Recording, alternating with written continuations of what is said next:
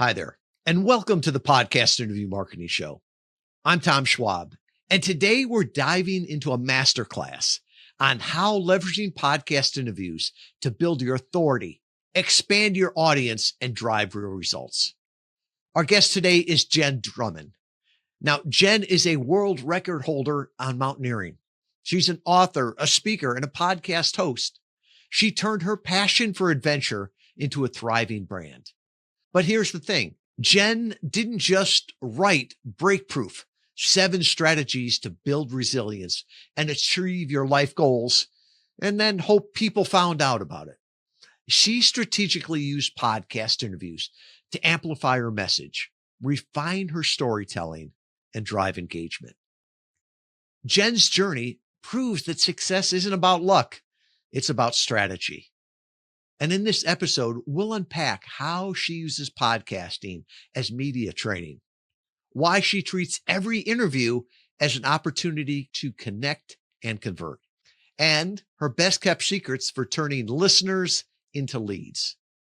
If you're an author, an entrepreneur, or a category designer wondering how to make your message stick, this episode is for you. So buckle up. We're about to scale new heights in podcast interview marketing with the amazing Jenn Drummond. Jenn, I don't know where to begin. You've done so much with the book, the podcast, the world record holders. Let's start back with the book, though, of why did you write it? What were you trying to accomplish? Yeah. I wrote the book because I wanted to have a tool to help me translate my experience in mountaineering into speaking engagements.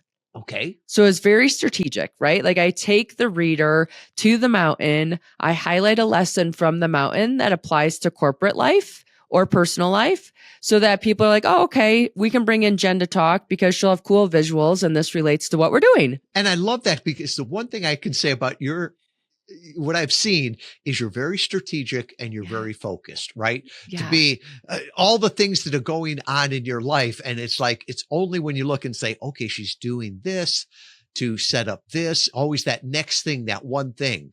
Yeah. And you need to be, because it's amazing how few people read these days. It's actually very humbling to find that out, to be honestly. But when you write with the end in mind, you're like, okay, what are we going to do with this? Why are we doing this? What kind of authority are we trying to establish? It's like anything with marketing. Books are a tool. Well, and I had a laugh when you said how few people read.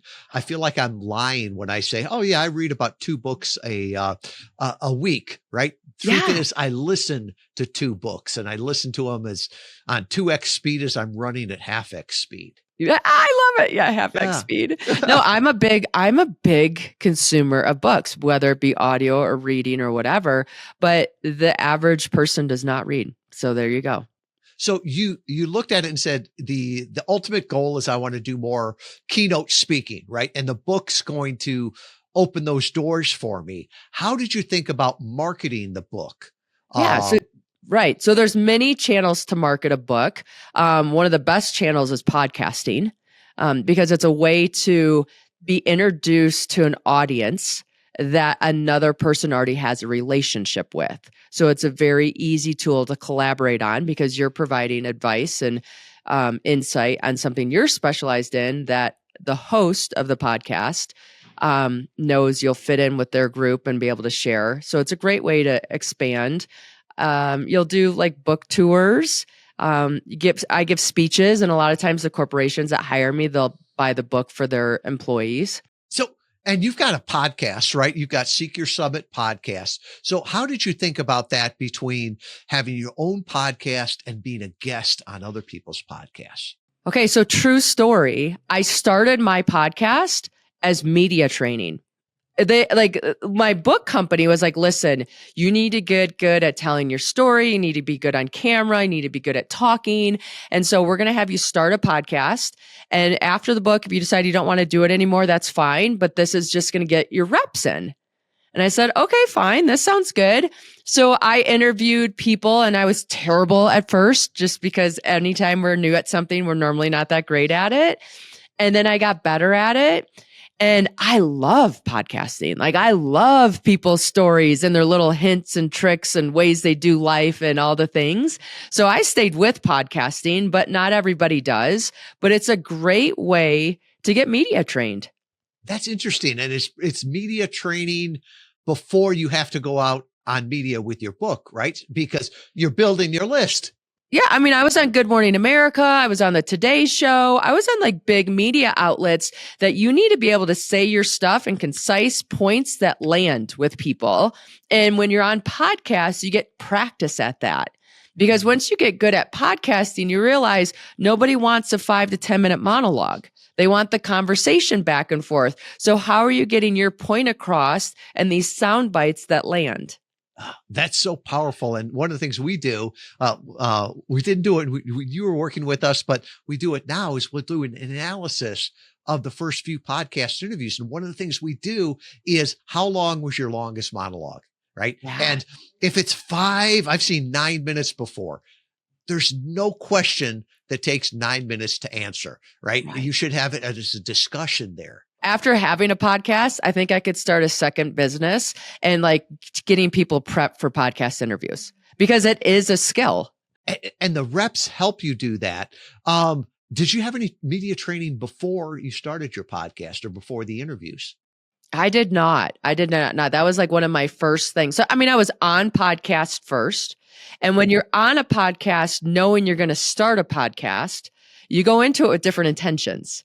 Right? You're paying attention to how are they flowing the interview? What kind of questions are they asking? Where are they driving to with this? And so if you're on a podcast or hosting a podcast, like getting very clear on what the intention of that episode is allows everybody to always make sure that you're coming home to that point. So you're delivering on point as much as possible for the listener. Now, did you decide that? Did the host decide it? Did you come together on that? Because there's tons of things that you could talk about on each podcast. How did you decide where it was going to go? You know, when it's my podcast, I know what other podcasts I've had in the lineup. So I know how to utilize the guests that I'm having on that integrates into what we're doing. Because I want guests that listen to my podcast to say, okay, I want to come back next week because I know I'm going to get tips on this or that or the other thing. It's part of building my personal brand. Mm-hmm. So when I'm interviewing people, I have an idea of how I want to use their story to help my audience. So how about when you're a guest, right? Yeah. If you just walk in there, do you start with an intention of where you want it to go? Yeah. Like normally before we jump on the record button, it will be, hey, here's what we're trying to do. You know, like our podcast here today is how do we help nonfiction authors utilize podcasts, right? It's a huge marketing component. Like I don't even know how you launch a book without a podcast campaign.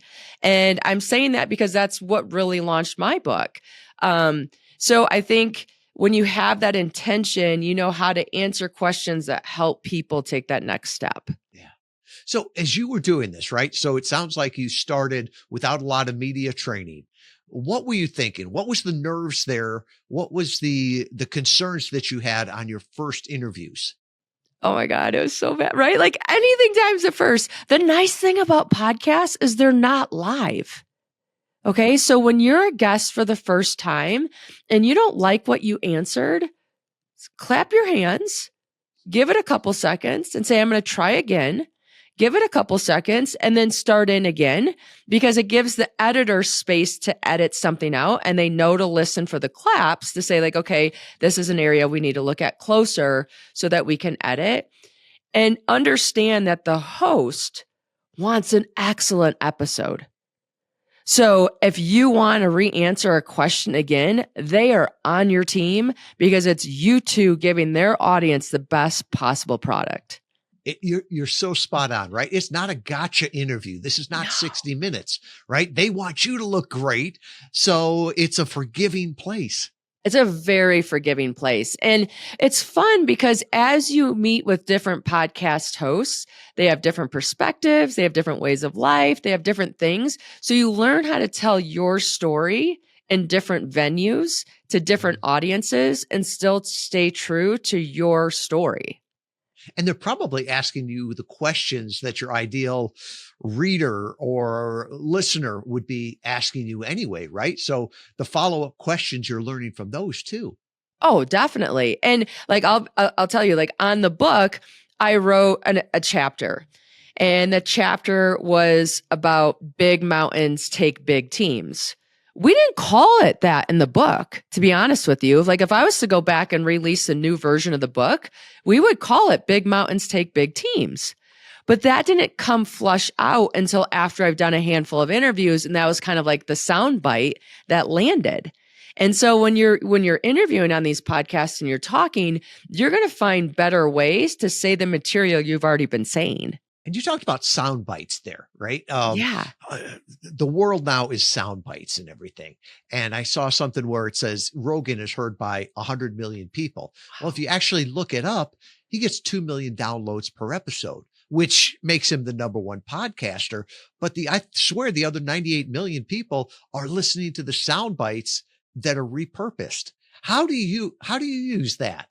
Well, like even if you look at Rogan's show, right? Like he has a couple YouTube channels. So one YouTube channel is like the whole episode. Mm-hmm. And then another channel is dedicated just to the shorts, which are just to the sound bites, right? Which then gives him material to get people interested in what he talks about. I had a podcast interview the other day. And honestly, the lady that I interviewed did not do well. I mean, she just didn't, and that's okay. So when I talked to her, I said, you know what, this isn't going to represent you very well. What I'm going to do is I'm going to cut it up into shorts because you do have a couple really good sound bites, and I'm going to let you use those, but we're not going to release this as a full episode. And, you know, like, did it hurt a little bit? Was it my favorite conversation to deliver? Absolutely not. But at the same time, my respect for her and my respect for my audience was like, this is the bigger, better thing to do. So I'm going to do it. And she still got something out of it. She got training, she got feedback, she got whatever so that she can go forward. No one knows. It's between her and I. Some guests are at different levels. Some hosts are at different levels, right? And some of them, you've got to help guide them through. Other ones, it's like they take the lead on it. So sometimes I think interview is a misnomer, right? Because it's a discussion. A conversation. Interview is definitely a misnomer. It is a conversation. And I'll be honest, like I've interviewed a lot of people. Some people, like we jam, like we could go for hours and have continuous episodes and keep going. And other people, I'm like, we just don't vibe right. And that's okay. So what did you learn from your podcast book tour? What pearls of wisdom will you take to the next one? Oh, you know, like here's something I highly recommend. If you're going to do podcast touring for your book or for anything else, is have a way to capture your listeners. Okay, so what I have this thing called Textiful. It's $20 a month. It allows me to tell people at the end of every podcast, hey, you know what? I love this podcast today. I have a video of the Milky Way galaxy going over Everest Base Camp. It is one of my favorite videos because it just reminds me like this life is big, my problem's not, and like allows me to pull out of myself for a minute. If you'd like this video, text the word Everest to 33777 and you'll get it on your phone. That puts the person into your email list. It gives them a video and it allows you to know like, hey, I was on a podcast and I got results from it. Because I have people that texted the word Everest to 33777. Because sometimes people have a hard time with podcasts. They're like, well, I don't know if I really got anything. I promise you got something because you had a conversation with somebody that got blasted to a whole bunch of people. It's searchable on the internet and podcast platforms and everything else. But if you're even questioning further, like buy something that you can give the audience a takeaway. And you know that they're linking into it because you're getting feedback on the back end. I will wake up every day and I will have new people subscribe to our email list from that lead magnet. And I love that component of podcasting. And I love that you're intentional with that, right? I heard somebody say before any discussion, it's like, what do I want them to think? What do I want them to believe? What do I want them to do? You got to give them something to do. It's not just find me on Amazon and buy the book. And I love that example because it's very visual, right? Yeah. As you talked about that, it's like, wow, I can picture that. I would love that. I don't know where else I would find that, right? And it's one of those things that's very easy. It doesn't take me a lot of time, doesn't take me a lot of money. And forever, when I see that video, I'll think, oh yeah, it was Jenn Drummond that sent that to me. Yeah. And so you've given them something that isn't just, buy my product, buy my Right. book. You're adding value there to them. Yeah. In the overarching thing, you had your book, right? Mhm. You launched that. It's gone great. How are you using podcasts now to keep that momentum going, both as a guest and as a host? Yeah. I'm still doing podcasting, of course. I think I have 4 of them today, believe it or not. And it's a continuous thing. Like, a book is a product. And I would say it's like getting the book published is 10% of the effort. Like 90% of the effort, which I did not know going in, is like you promoting the book and you getting people to read the book and interested in the book and all those pieces. And to be honest with you, like, my book launched January 9 of 2024. And so we're like over a year past that. We're getting more consistent book sales now than we were in the beginning. And so it just takes a while to build the awareness, to have people hear the thing multiple times in different places where they're like, oh yeah, I heard about that break-proof book, or, oh, I'm hearing that again. Or, you know what, this is the 3rd time I heard about that book. I'm going to go buy it. So you just have to be on enough platforms telling the story enough times that they get those hits where it's like very few people buy in the first time. It's these multiple things that they're like, okay, fine, I'm going to buy it. So I think that's very important to understand. This is a long-term strategy. The reality is the book is a story typically to impact lives. Podcasts complement that perfectly. And people get to know your personality. They get to hear your voice. If it's a video one, they get to see your face. They're like, oh, I like this girl. And so then when they read the book, they can kind of read it from like how you sound, which is kind of fun too. Yeah, it's more personal, especially if it's an audio book, right? Yeah. They can hear that. If you're on a podcast, they can hear you. And sometimes they'll go back to the website just to put a face with the voice, right? Yeah. And I love how you say that it's a continual thing. And as you were talking about, 10% of the work is writing the book. Yeah. As I don't know if I should use this analogy to a mother of 7, but it's like, yeah, having the child is the easy part, right? Yeah. Then you've got the next, lifetime to feed them. All I swear my kids do is eat. I'm like, how do you keep eating? Like, we've been eating all day. But it's the same, with the book there, it's like the hard work is not done once it launches. I think of like Bob Berg from The Go-Giver. He's talked about the worst year his book ever did was the first year because it kept building upon itself. And what you're talking about, what most authors talk about, it's timely, but also timeless. Yeah. And, I always admire people that value the work they've done and continue to promote that. Definitely. And, like somebody reads your book and then a company needs a speaker and then you get brought in, or they do a book club and they want you to talk about it. There's just so many ways that the book builds authority, and your job is to market that authority. Yeah. How does podcast interviews, how do you use those in your social media? Because your social media is amazing. Thanks. Right? Now, granted, you've got some great visuals from, the Everest, 7-second summits and all the rest of those, but it's always engaging on there. Are you using the podcast interviews to repurpose those for content? Yeah. If you are struggling for content, there's not a better way to get content than podcast interviews, because you're not scripted. Right? You're not forcing out content. People can feel that authenticity of you talking and having a conversation. And so you get all these little clips that you get to use. We use at least 4 clips a week for my social media from the podcast, because I have TikTok and YouTube and Instagram and Facebook. And I like to try to use different ones in different platforms so that they have to follow me to get a different tidbit on a different place and, all that stuff. It would be so hard to replicate that authenticity or that question or the way the person asked it. So the way that I responded to it might be the same message, but it's just different enough that it's worth posting. Yeah, it's huge for that piece. And a lot of times, for example, when someone's on my podcast, I'm going to give them a couple clips where they're the first person talking. Then there's a couple clips where I'm the first person talking and then they're responding or whatever. But I give, if anybody is on as a guest of mine, I give them the raw footage.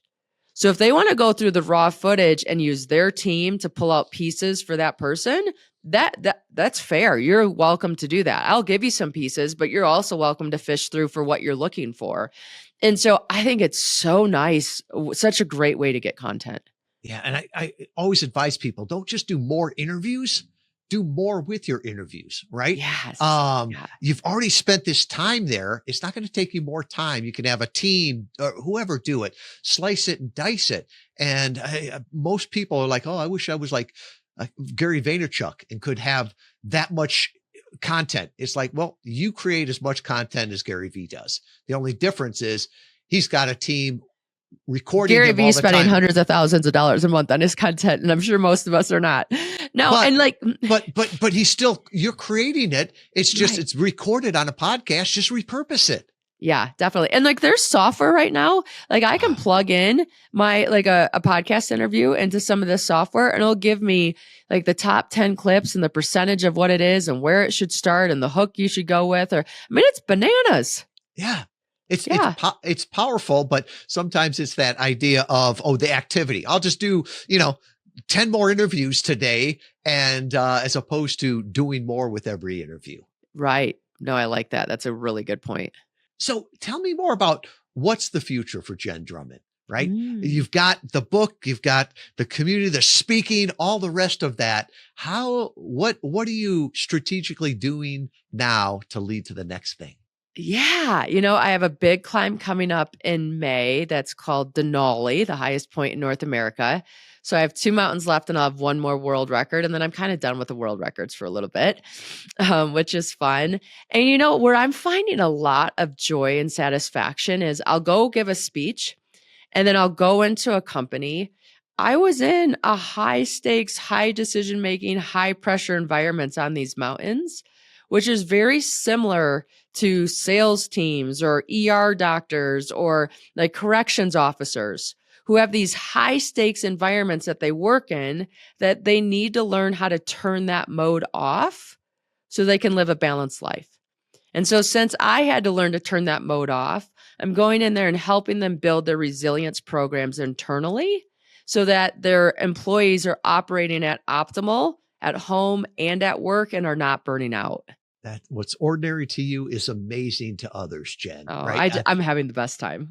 And I also commend you on what energizes you, because it's like going and playing to your energy, right? You enjoy the discussions, so you do the podcast interviews, right? Right. I've always said, I've written a lot of blogs in my life, but every one of them felt like a homework assignment, right? I find out what energizes you, and that's the marketing where your true self is going to come through.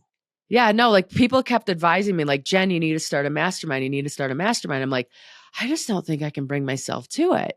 And then I went to a mastermind. I'm like, yeah, I'm not doing a mastermind like this. Right. And it's like just understanding, because life's so short, do things that get you excited and have fun with that. And understand that just because it's a business model that's working for everybody else doesn't mean it has to be your business model. There's a million ways to make money. Do things that you like.